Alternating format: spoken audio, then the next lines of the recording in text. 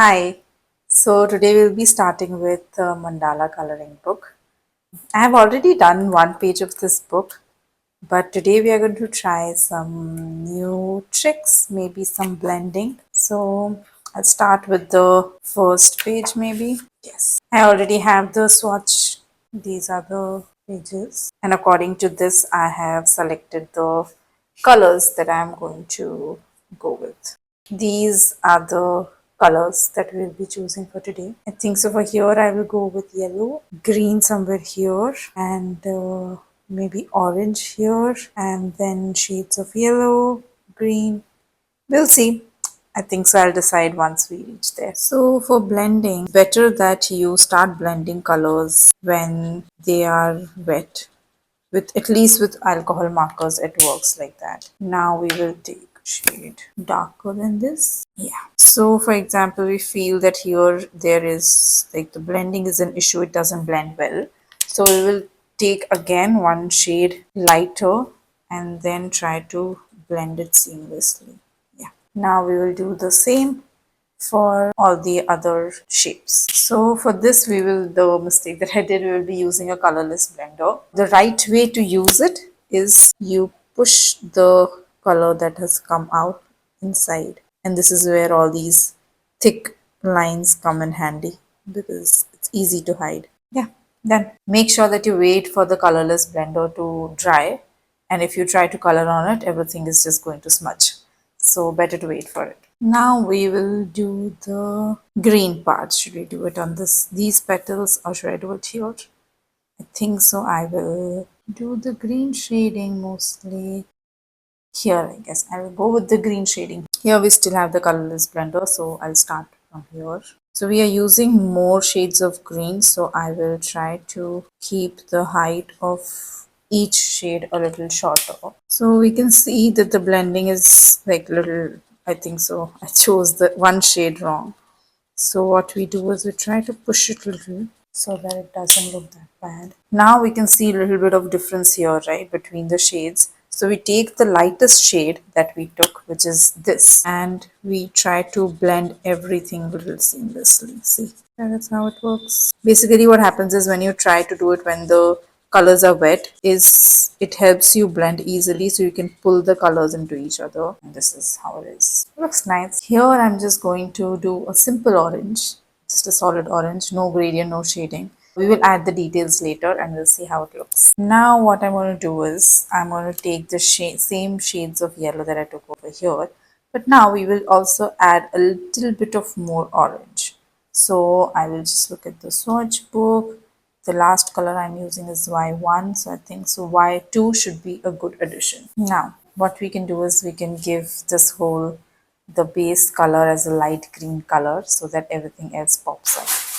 I think so I like that idea. I'll just go with the one of the lightest shades of green that we had chosen. I think so what I can do is I can give this area a nice gradient and the rest can be just solid green. What do you think? I like that idea. Let me just firstly just color this area and then color the other ones. You just have to do this a little faster so that area doesn't get dried up before we do the gradient of it. And if I move directly towards the gradient, then this area gets dried up, which will give us patches and streaks that everyone wants to avoid while working with alcohol markers. Yeah, not that bad. Let me take G3 for this and see how do I blend it. Okay, now comes the blending part. Let's see, I will try to push this here and then take this. I am a little skeptical now how will it work out, but I think so we should be able to pull this off. Okay, one of my cats has just jumped on the table. Now I will just take the lightest shade that we took initially and try to blend everything in. So I guess it should work. We will just do these orange so that the color pops up really well. You can try using a colorless blender to see if it works. I hope it works because now I've used it. Yeah, not bad. Kind of okay. Now we'll start with the other areas. I hope it turns out better than this one. What I'll do this time is I'll take the more lighter shade and I'll try to see how it blends. And then on top of this only I will try to blend the lighter shade. It doesn't look bad. I hope I think so I shouldn't have used the colorless blender. Everything was blending really well before that. Now I take one shade darker and see how that works. Sorry if I sound a little off today because my throat has been giving me a lot of trouble. Okay, so now we have finished this part. Now we'll go to the outer circle. And I think so I'm just going to use a mix of colors. So a little bit of yellow, a little bit of orange. Green maybe less because you already covered a lot of area with green. So I think so I'll just play with yellow and orange. So for orange, I'm just keeping it solid because I know that I want to add details later. So it can be anything, either a shadow or just a darker shade, maybe like details like dots, etc.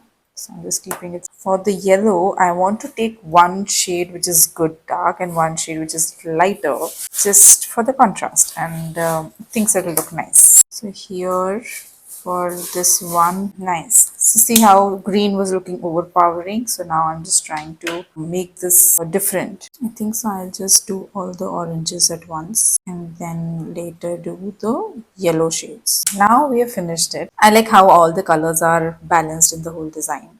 Now we're going to add details. Firstly, we will, I think so, start with the center of this. I am just going to take one shade darker, or maybe I'll just take the orange, I guess, and just add some nice pretty dots. You can also use a micro pen or any other kind of colored pen if you are comfortable with that for adding such details. Like a fine tip works better than the brush tip for sure. Now for the orange one, I want to add like a nice heart in every section, and but I still feel that something is missing from the orange part. Add small little dots over here too. And what I usually do is once the color gets dried up, I use the same shade to add any kind of detail that I want to add. If you want, you can take a shade darker too, but this also works well. Now these two parts have really nice shading to them and I really want to touch it. I just want to keep it that way. For these parts, we are just going to add some shadows. For example, I am just going to, and we're going to just add it everywhere.